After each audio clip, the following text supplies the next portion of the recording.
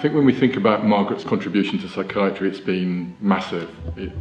I think, along with some other figures, she really is responsible for the establishment of a subspecialty of psychiatry.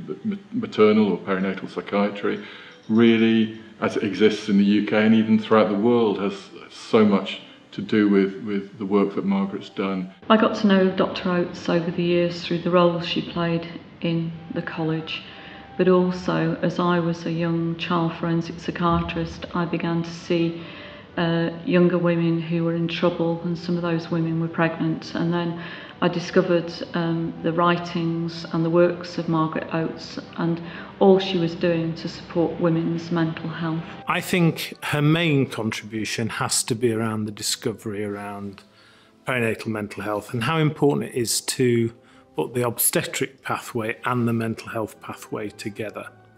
And I think she's done that like no other.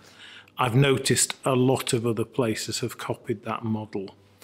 So she's given us a model on how to look after women who have mental health problems, who want to have children, and then how to look at the risk indicators around that. That's a fantastic legacy. She has been absolutely committed to really thinking about how all women can have access, equity of access to services that meet their needs at the right time, in the right place. And for me, I think that's the outstanding. She's frustrating because she goes at 10 to the dozen all of the time. She's constantly on the go. She has constant new ideas that she wants you to follow on. And as a trainee, I can't ever remember having a session with Margaret. The tradition for psychiatric trainees is that you get an hour a week of supervision sitting down with your consultant as part of your training.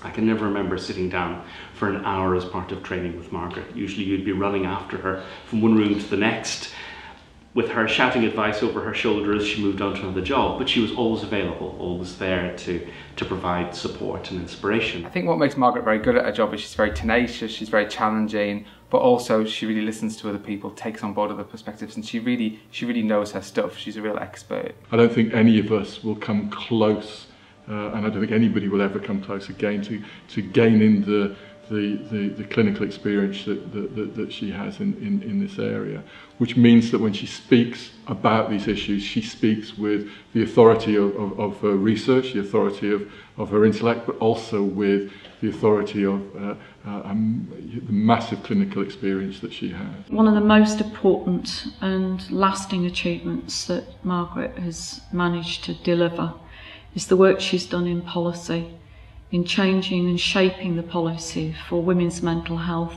but more particularly for the really, really difficult area of maternal deaths and inquiries into maternal deaths.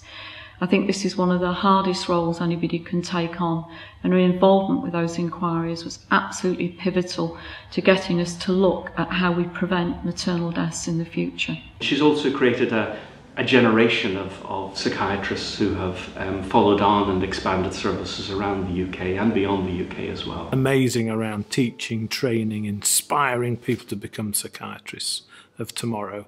And I know I've met a lot of psychiatrists who've come into that profession because they met Margaret when they were students or house officers. I think we'd all say Margaret was a really strong influence in our development and in what we've done and the ethos we have taken into our work. I think what's great about working with Margaret is even though she's sort of retired and even though she's got kind of family commitments in terms of being a grandmother, and even when she's been maybe not well, she's always available, she's always on hand if we want advice or if we want some input.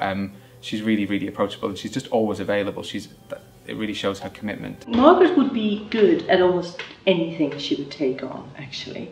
And I think the characteristics that just make her good at whatever she does are her immense vigour. She's a very fun person to be around.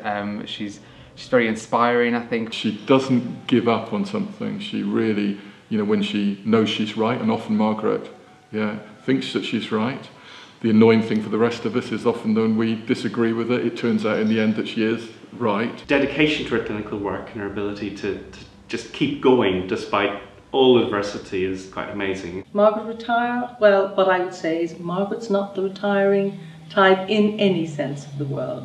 So we've been to a few retirement dues already for Margaret, but she's still going. Day 2, Mike Cook, in his new job as Chief Exec, Notts Healthcare, the door goes wide open, and somebody's staring at me over her half-moon glasses. And her first comment to me was, the last proper chief exec we had here had a very high IQ indeed. And I said, well, my name's Mike and I'm not known to be thick. And from then on, we just had a fantastic time together. And I'm just so proud of her winning a Lifetime Achievement Award with the Royal College of Psychiatrists. Really well deserved. Everybody will know and remember Margaret for being so formidable and so fighting for her cause in mental health. But none of us can forget her wonderful smoking habits, the way she says things when she's determined that she's going to get people to listen, and just that she has always been there. She's always there to help and advise. And her legacy now plays out over 3 generations of children.